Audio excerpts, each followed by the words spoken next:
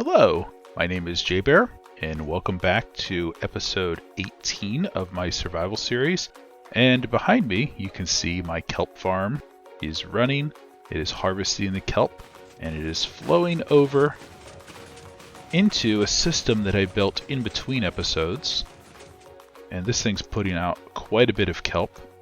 So the way this works is this will go up into the hoppers and eventually flow down into this hopper minecart, and when this is completely filled, this piston will release it. And let's go ahead and run over here and we'll jump up on top of it.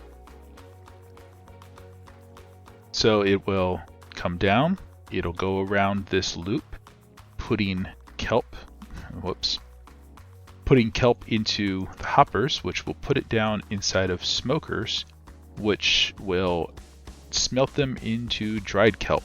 And because they are smokers instead of furnaces, it will do it twice as fast, which is good because there's a lot of kelp coming through this system. And whenever it runs over this detector rail, it will activate this redstone or this powered rail that's underneath this minecart hopper.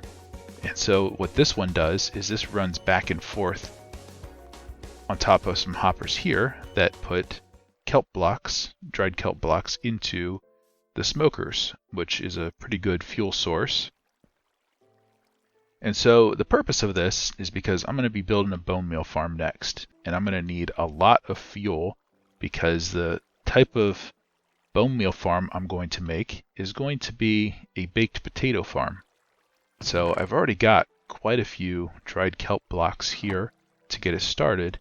And what I'm going to do is whatever I have as far as dried kelp blocks, it'll get split between this and the potato farm.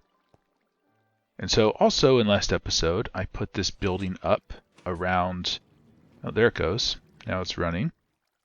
And so if we take a look, all of the smokers are turning all of the kelp into dried kelp, and it flows into this chest here. So I also put this building up around the automatic tree harvester, and we found ourselves a horse. So in this episode, the first thing I am hoping to do is work on building the bone meal farm, because I need it to fuel this tree harvester. I have all the extra stuff coming from my farms over here. All the extra produce comes into a composter, and the bone meal makes its way over into the tree farm.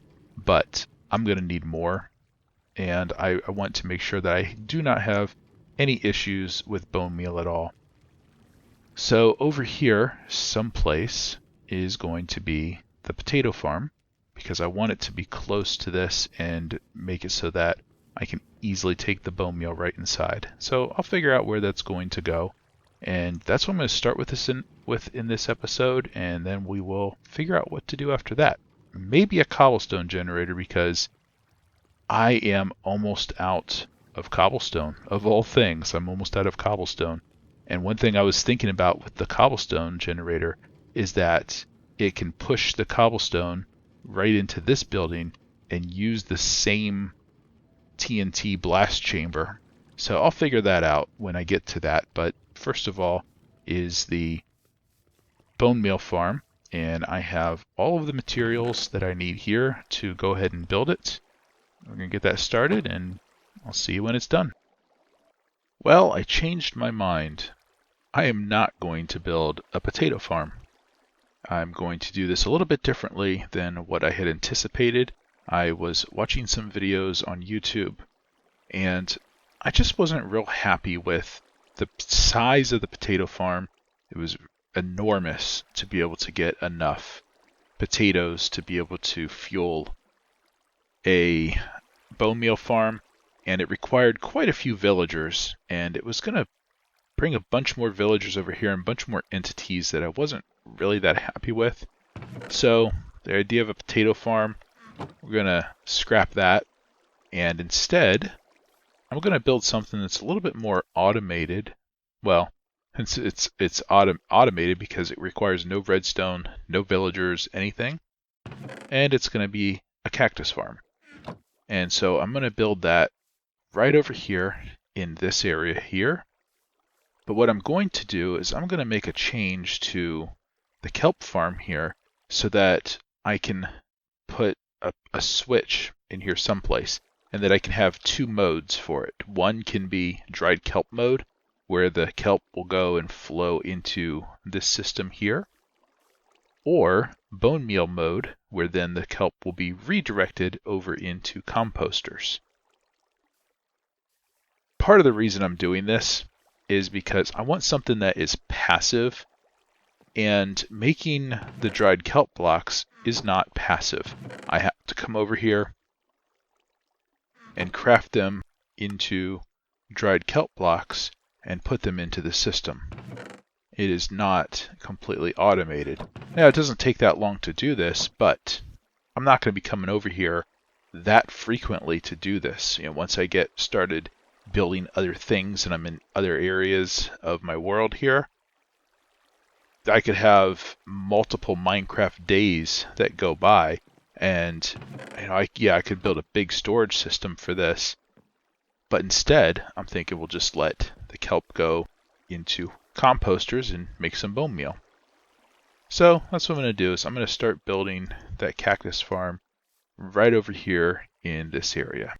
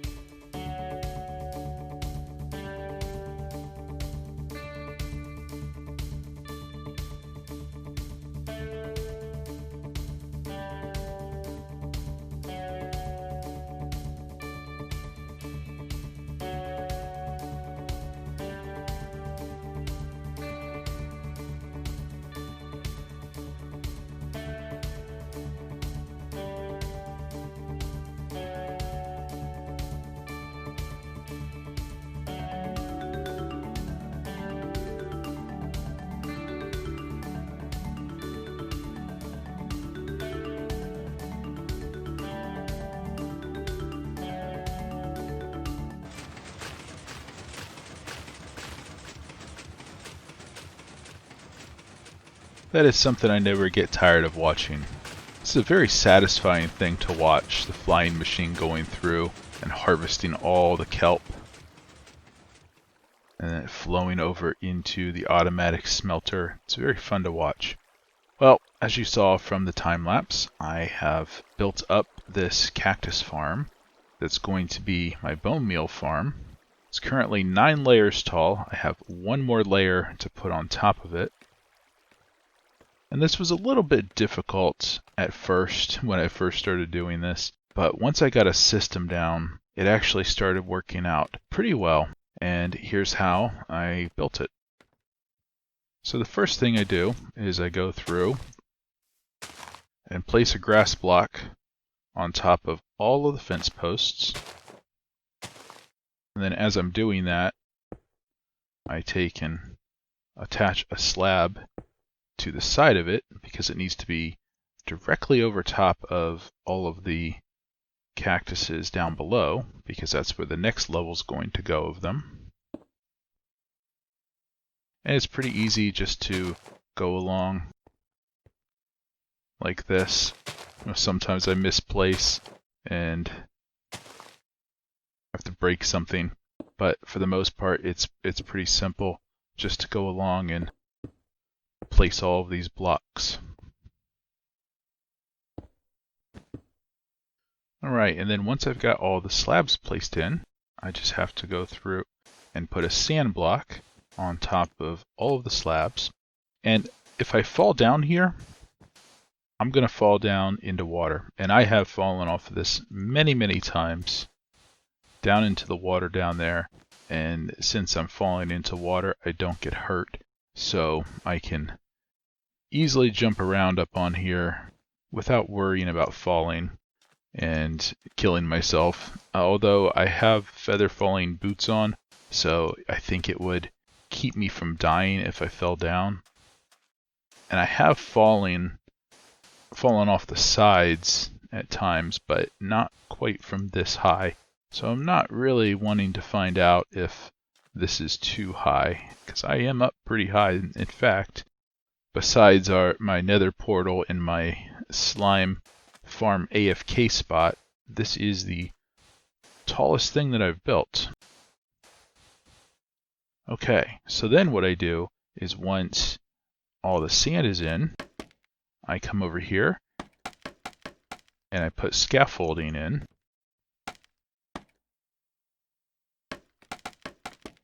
Just like this.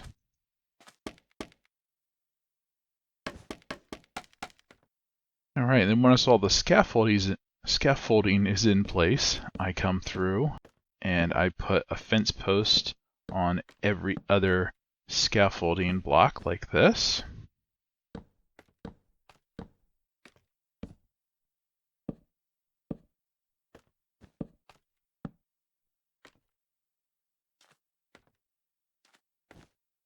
And the reason that we put fence posts up here is because when the cactus grows up and the fence post tries to attach to it, the cactus doesn't like to have anything directly next to it, and it will pop off and fall down into the collection system.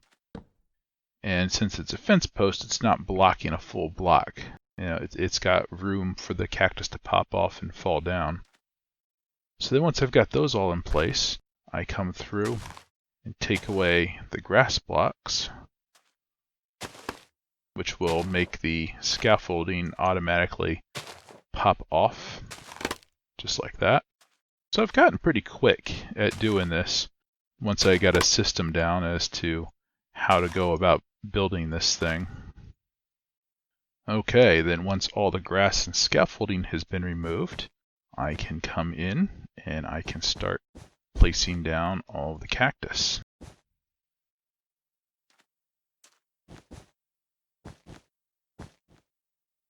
Which is extremely easy because the only place that I can place it is on top of sand blocks. And so I can just kind of walk around sort of spamming it.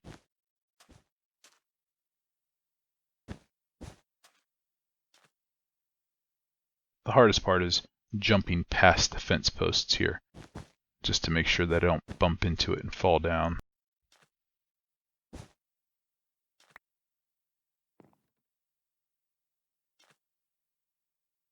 Oh, there we go, I fell, and look at that. I landed on a grass block that needs to get removed anyways, so that worked out. Okay, and there we go. All the cactuses are in place. So this level is complete. So it takes me about 10 minutes per level. So it's pretty quick progress.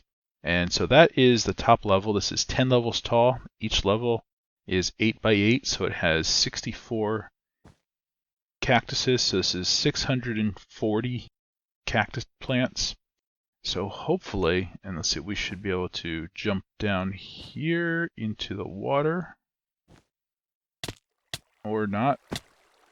I guess that answers my question about if I die falling down.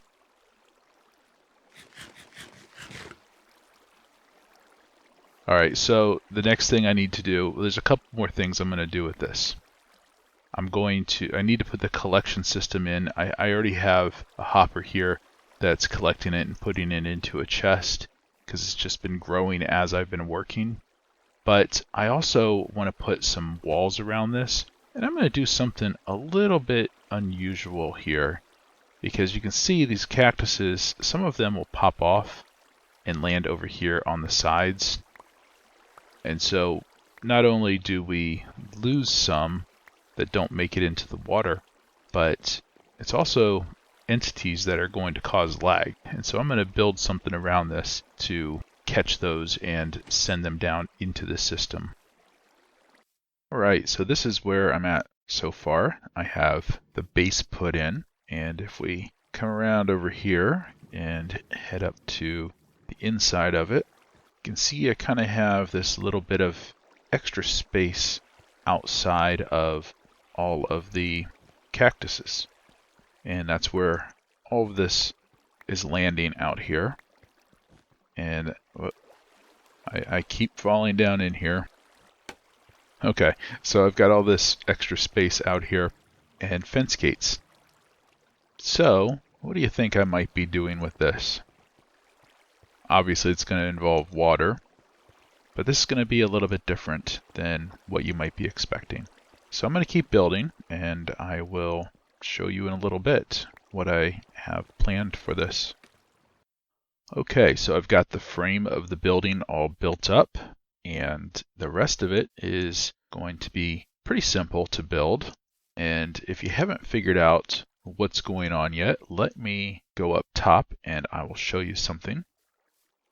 Alright, I am up here on top, and as you can see, I have some glass placed along the inside here. And so I have this little bit of an opening here, which is directly above this area here with the fence gates. Have you figured out what I'm doing with this yet? Let me put something in my hand here. Maybe now you know. So, I'm going to place down ice all along here. And then, we're going to put torches on top so it melts. And what we're going to have is water flowing directly down on all four sides, and that's going to catch the cactuses when they pop off if they come out this far, and then it's going to push it down into the collection system, and it's also going to look really cool. So that's why this building currently is not a very closed building. It's very open looking because the water is going to kind of be a wall itself. So it's kind of like, maybe like an open factory where they've got the windows open and you can see inside to the manufacturing process or something like that. That's kind of what I had in mind for this.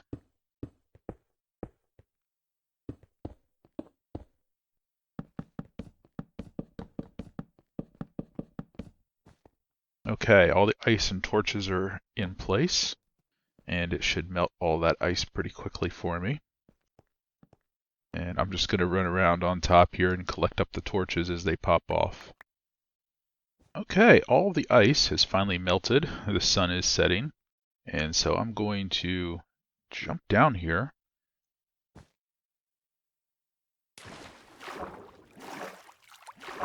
Let's see, then we'll go out down this way here so we can go take a look at it and see how this turned out.